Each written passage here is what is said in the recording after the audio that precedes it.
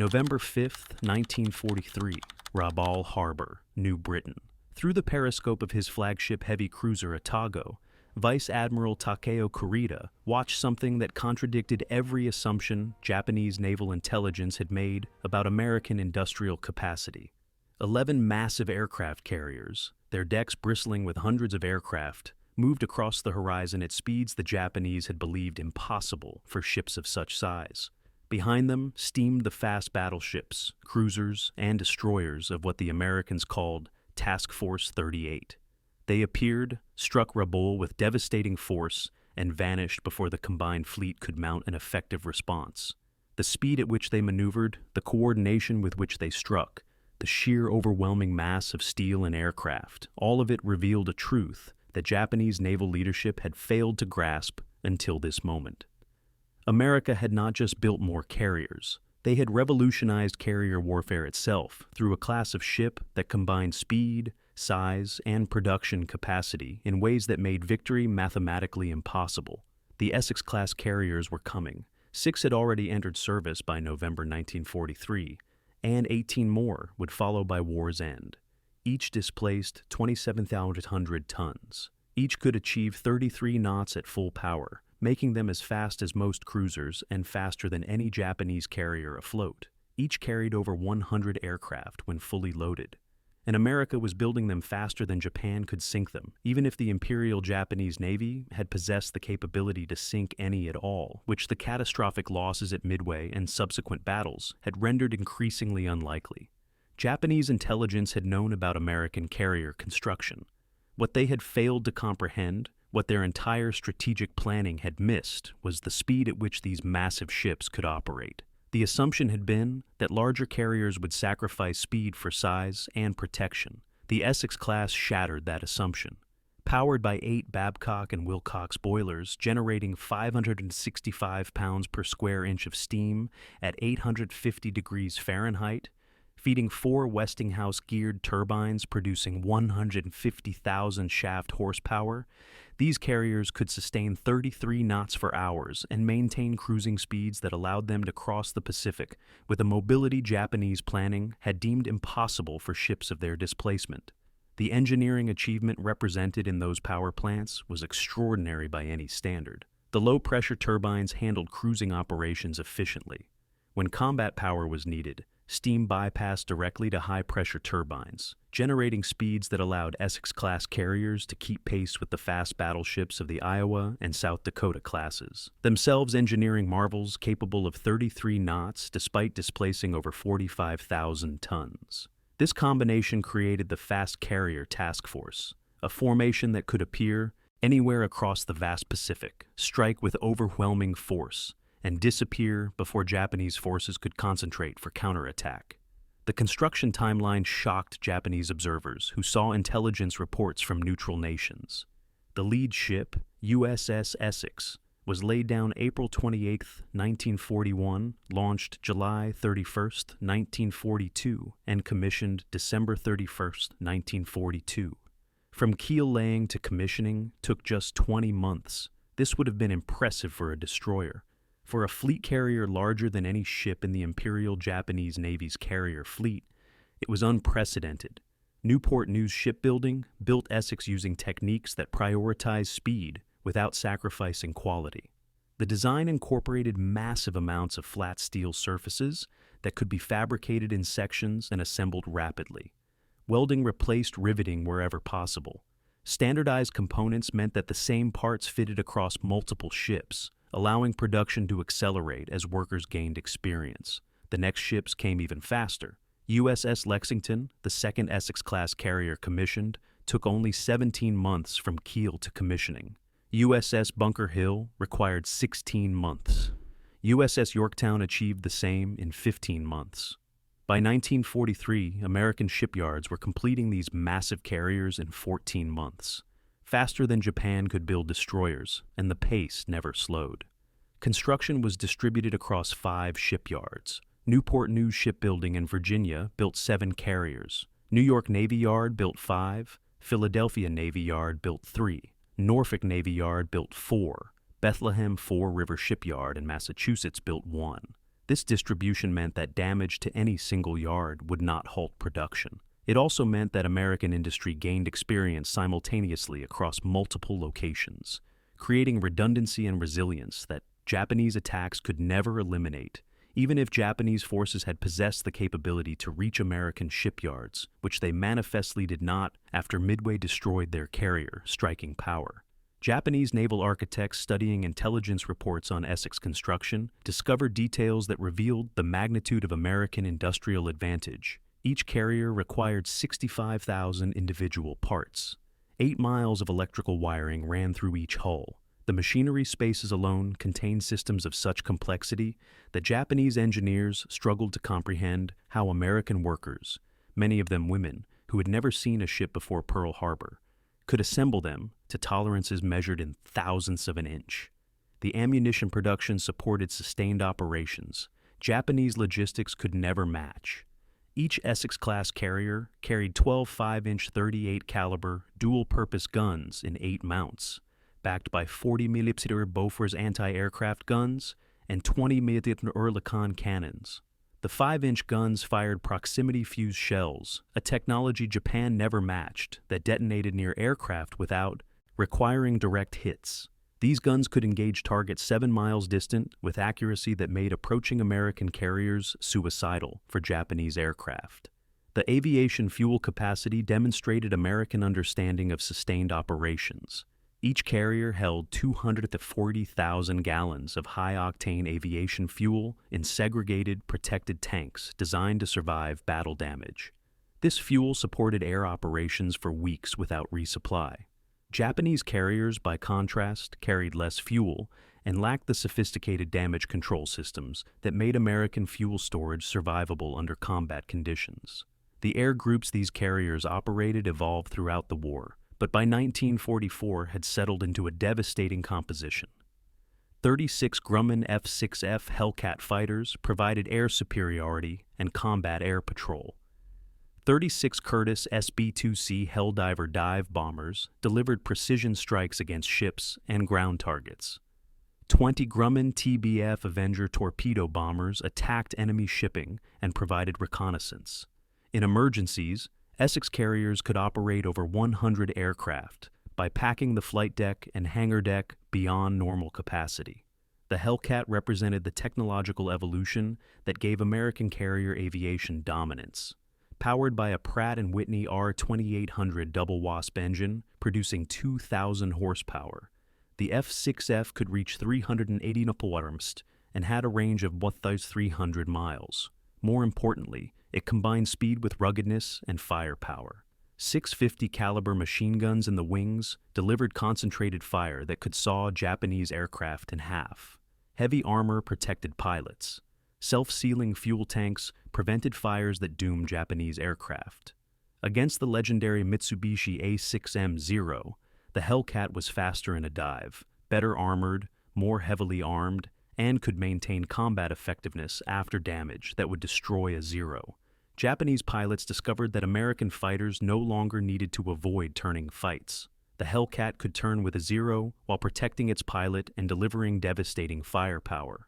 This advantage, combined with superior pilot training that gave American aviators hundreds of hours in type before combat, created the massive kill ratios seen at the Battle of the Philippine Sea. The SB-2C Helldiver, despite production difficulties and initial pilot complaints, could carry 2,000 pounds of bombs internally, plus another 1,000 pounds on external racks. This payload exceeded anything Japanese carrier aircraft could manage. The Helldiver's armament allowed it to function as both bomber and fighter, engaging enemy aircraft when necessary before delivering its ordnance. The TBF Avenger was the most versatile aircraft in the American carrier arsenal. It could deliver torpedoes against ships, drop bombs on ground targets, conduct long-range reconnaissance, hunt submarines with radar and depth charges, and even serve as an early warning aircraft by carrying radar operators who could detect incoming attacks. Beyond visual range, this versatility meant that every Avenger launched represented multiple potential threats that Japanese defenders had to counter. The combination of these aircraft with Essex-Class speed created operational capabilities that Japanese forces could not match. American carriers could launch strikes at 1,000-mile ranges, attack targets deep inland, and recover aircraft that would have been lost to fuel exhaustion from shorter-range Japanese carriers. The Fast Carrier Task Force could appear off Japanese-held islands, launch strikes before dawn, and be 300 miles away by noon, making counterattacks impossible. Japanese intelligence first recognized the full implications of Essex-Class speed during the Gilbert Islands campaign in November 1943. Task Force 50, built around 3 Essex-Class carriers and 3 Independence-Class light carriers, struck Tarawa and Macon with a speed of advance and withdrawal that made Japanese air attacks futile. The carriers appeared, launched hundreds of sorties, then vanished into the vast Pacific before land-based aircraft could coordinate effective strikes. The pattern repeated at Kwajalein in February 1944, where Task Force 58, the reorganized and enlarged carrier force, demonstrated capabilities that shocked Japanese naval observers. 15 carriers, including 6 Essex-Class fleet carriers and 8 Independence-Class light carriers, struck the Marshall Islands with overwhelming force. The task force moved at speeds exceeding 25 knots continuously, maneuvered to avoid Japanese attacks with a coordination that required excellent communications and training, and maintained air operations throughout multi-day strikes. Vice Admiral Mark Mitcher, commanding Task Force 58 from his flagship USS Lexington, an Essex-Class carrier, had perfected tactics that exploited the speed and endurance of his ships. Rather than approaching targets predictably, his carriers would steam at high speed throughout the night, arriving at dawn hundreds of miles from where Japanese intelligence expected. After launching strikes, the task force would change course and speed constantly, making targeting by Japanese submarines or land-based bombers nearly impossible. The circular formation that Mitcher employed put carriers at the center, surrounded by cruisers and destroyers in concentric rings. This formation could maintain 25 knots indefinitely while launching and recovering aircraft. The speed made torpedo attacks suicidal, as attacking aircraft faced constant evasive maneuvering and concentrated anti-aircraft fire from multiple ships. The formation could turn as a unit toward attacking torpedo bombers, limiting their attack angles and forcing them to approach through walls of fire. Japanese pilots attempting to attack these task forces discovered that speed changed everything. Against slow convoy escorts or stationary targets, Japanese tactics worked well. Against formations steaming at 30 knots with radar-directed fighters and anti-aircraft fire, survival became unlikely and success nearly impossible. The few attacks that penetrated defensive screens faced ships that could maneuver at speeds making accurate bombing or torpedo runs almost impossible. February 17th of 1944. Operation Hailstone, the massive strike on Truk Atoll, demonstrated American carrier speed in its most devastating application. 9 Essex and Independence-Class carriers approached Truk, Japan's strongest naval base in the Central Pacific, launched strikes that destroyed over 250 Japanese aircraft and sank numerous ships, then withdrew before Japanese forces could mount effective counterattacks. The speed of the task force made pursuit impossible. The coordination of the strikes, with aircraft from multiple carriers hitting targets simultaneously, showed an operational sophistication that Japanese naval aviation had never achieved. Japanese commanders watching their primary Central Pacific base burn understood that American carrier forces could strike anywhere, anytime, with impunity. The speed of Essex-Class carriers meant that the vast distances of the Pacific provided no protection. Wake Island, Marcus Island, Truk, Palau, all fell under American carrier strikes executed at speeds that prevented effective defense. The Battle of the Philippine Sea in June 1944 revealed the full magnitude of Japanese miscalculation about American carrier capabilities. Vice Admiral Jizaburo Ozawa commanded 9 Japanese carriers with 440 aircraft. He faced Vice Admiral Raymond Spruance's 5th Fleet, including Task Force 58 with 15 carriers, 7 of them Essex-Class, operating 905 aircraft. The numerical disadvantage was severe, but Ozawa believed he held advantages in aircraft range and land-based air support from Guam and other Mariana Islands. What Ozawa discovered was that American carriers could operate at speeds and with coordination that negated his theoretical advantages. Task Force 58 steamed at 23 knots while conducting defensive operations, maintaining station off Saipan while simultaneously launching combat air patrols, strikes against land targets, and defensive fighters. This sustained high-speed operation over multiple days was beyond Japanese carrier capability. On June 19th, Ozawa launched 4 massive strikes totaling over 370 aircraft. American radar detected each attack, while Japanese aircraft were still over 100 miles distant.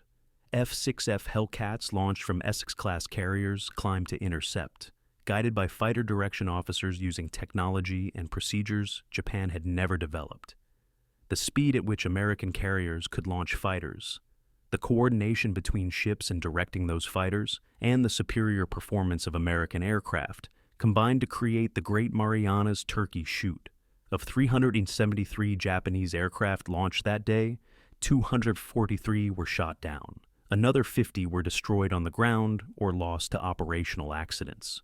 For this catastrophic loss, Japanese attackers scored 1 bomb hit on the battleship South Dakota, causing casualties but failing to disable the ship. Not a single American carrier was hit. The defensive screens of Hellcats and anti-aircraft fire, coordinated at speeds exceeding 25 knots with radar and radio communications, proved impenetrable. Japanese pilots who survived described approaching American formations and finding fighters waiting at every altitude. When they penetrated the fighter screen, anti-aircraft fire from dozens of ships, all maneuvering at high speed and perfect coordination, created walls of exploding shells. The few aircraft that reached attack positions found carriers maneuvering at 30 knots, making accurate bomb or torpedo runs nearly impossible even for experienced pilots, which most Japanese aviators by June 1944 were not. The following day, June 20th, American carriers demonstrated their offensive speed. Mitchell received contact reports on the retreating Japanese fleet at 1540 hours. The range was 275 miles, near the limit of American aircraft range. Mitchell made a decision that only fast carriers made possible.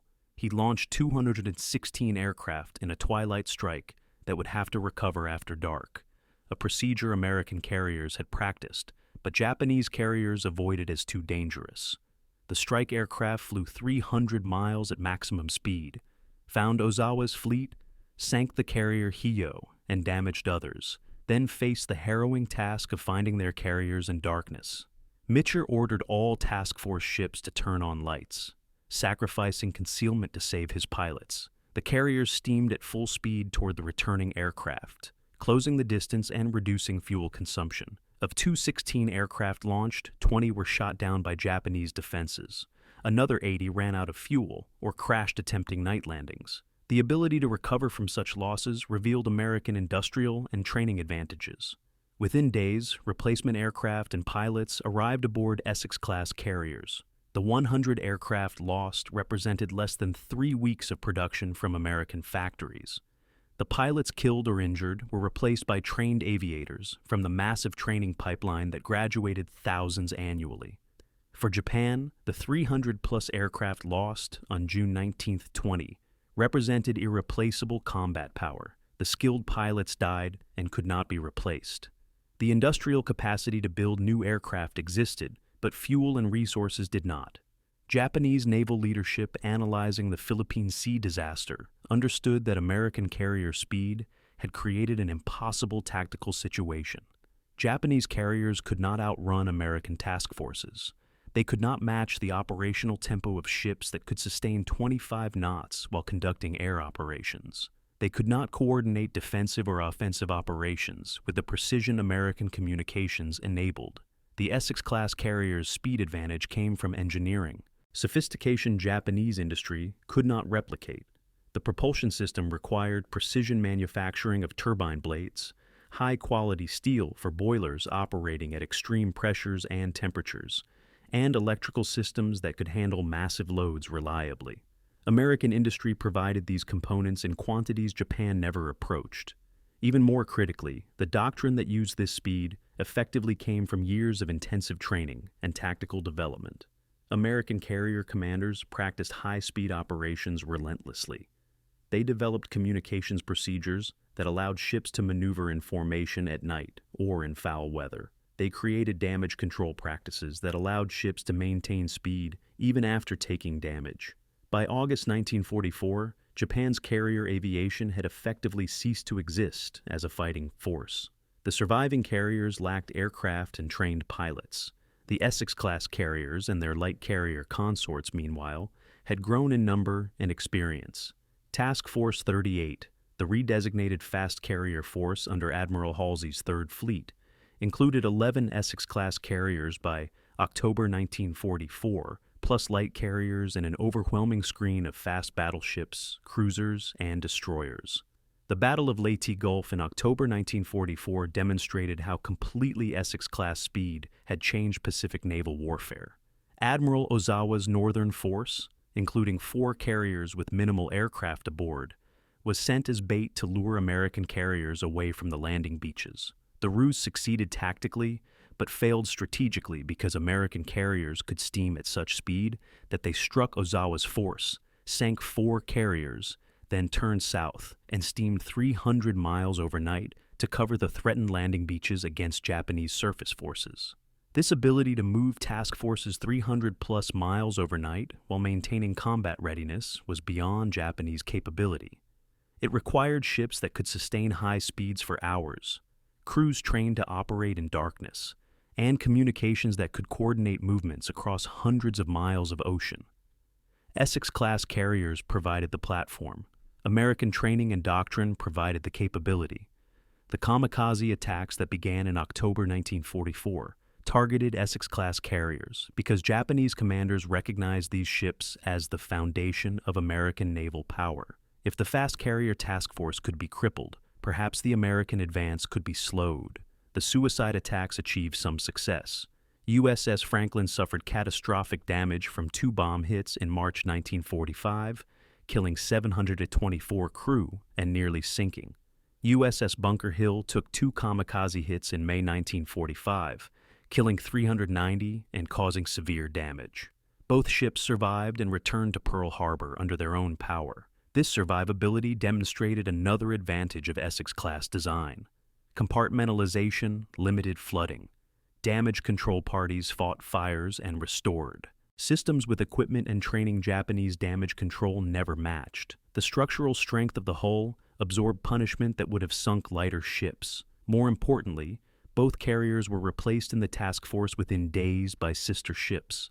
American production had created a surplus of Essex-Class carriers. Ships damaged beyond immediate repair were sent home, while fresh carriers with fresh crews joined the fleet.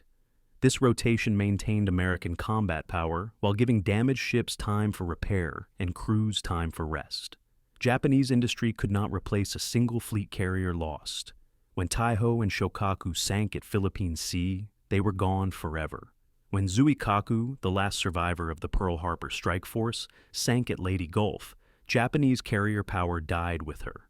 The remaining carriers lacked fuel, aircraft, and pilots. They existed on paper, but not as functional combat units. By April 1945, Task Force 58 included 16 Essex-Class carriers plus light carriers, more tonnage than the entire Imperial Japanese Navy possessed in all ship types combined. These carriers struck the Japanese home islands with impunity, their speed allowing them to evade kamikaze attacks while delivering devastating strikes against remaining Japanese naval forces and shore installations. The final statistics told the story of speed's strategic impact. Essex-Class carriers steamed millions of miles during the war. They launched over 400,000 combat sorties. They destroyed thousands of Japanese aircraft in aerial combat. They sank or damaged hundreds of ships. Not a single Essex-Class carrier was lost to enemy action, though several suffered damage severe enough that lesser ships would have sunk. Japanese naval planners reviewing the war and its aftermath identified Essex-Class speed as one of the critical advantages they had failed to counter. The carriers were fast enough to operate anywhere in the Pacific, fast enough to avoid Japanese counterattacks, fast enough to maintain operational tempo that exhausted Japanese defenders. Combined with American industrial capacity that produced ships faster than Japan could destroy them, this speed created an unbeatable combination. The engineering achievement represented by Essex-Class propulsion plants influenced naval design for decades after the war. The principle that carriers needed to be fast enough to operate with fast battleships became doctrine. The understanding that sustained high-speed operations required reliable, powerful machinery drove development of nuclear propulsion. The Essex-Class demonstrated that speed and size could coexist, that 30,000-ton carriers could achieve 33 knots sustainably. Japanese carriers, even the best like Taiho, never matched Essex-Class speed or endurance. They were designed for a different war, one where carriers engaged in single decisive battles near Japanese bases. The actual war required sustained operations across thousands of miles, and for that, speed was essential. Essex-Class carriers possessed that speed and the industrial backing to maintain it. The 24 Essex-Class carriers commissioned between 1942 and 1950 represented the largest class of capital ships ever built by any nation. Their speed allowed them to revolutionize carrier warfare. Their numbers made them ubiquitous. Their survivability kept them fighting. Japanese naval forces discovered too late that they faced an enemy who combined all the advantages: speed, size, protection, aircraft, and industrial capacity in ships that could be built faster than they could be destroyed. The realization came in November 1943 at Rabaul, watching American carriers steam at impossible speeds. It solidified in June 1944 at Philippine Sea, watching Japanese naval aviation destroyed by fighters launched from carriers moving too fast to attack effectively. It became undeniable by October 1944 at Leyte Gulf, watching American carriers appear, strike, and disappear with a mobility Japanese forces could never match. By April 1945, Japanese naval leadership understood completely. The Essex-Class carriers and their speed had made American victory inevitable. No tactical brilliance could overcome enemies who could choose when and where to fight, who could appear anywhere at any time, who could sustain operations indefinitely, and who possessed sufficient numbers that losses were temporary inconveniences rather than strategic disasters. The fast carrier task force, built around Essex-Class speed and capability, had won the Pacific War. Japanese admirals who had scoffed at American industrial capacity in 1941 watched their predictions of American weakness destroyed by ships that steamed at 33 knots while launching hundreds of aircraft daily. The thunder of those turbines, the roar of those aircraft, the sight of those carriers appearing over the horizon faster than intelligence said was possible, those became the sounds of inevitable defeat. Every Essex-Class carrier that joined the fleet shortened the war. Every strike they launched from impossible ranges demonstrated American advantages. Every time they appeared where Japanese commanders said they could not be, steaming at speeds that should have been impossible for ships their size, they proved that American engineering had created something revolutionary. The Japanese Navy realized too late how fast the Essex-Class carriers were. By the time that realization came, 16 were in service and more were launching every month. There was no counter. There was no defense. There was only the sight of American carriers on the horizon, moving at 33 knots, and the knowledge that defeat was coming at a speed Japan could never match. If you enjoyed this deep dive into naval history, please like and subscribe for more stories about the ships, weapons, and people who shaped the outcome of history's greatest conflicts. The Essex-Class carriers changed naval warfare forever, proving that speed, when combined with firepower and industrial might, creates an advantage no enemy can overcome.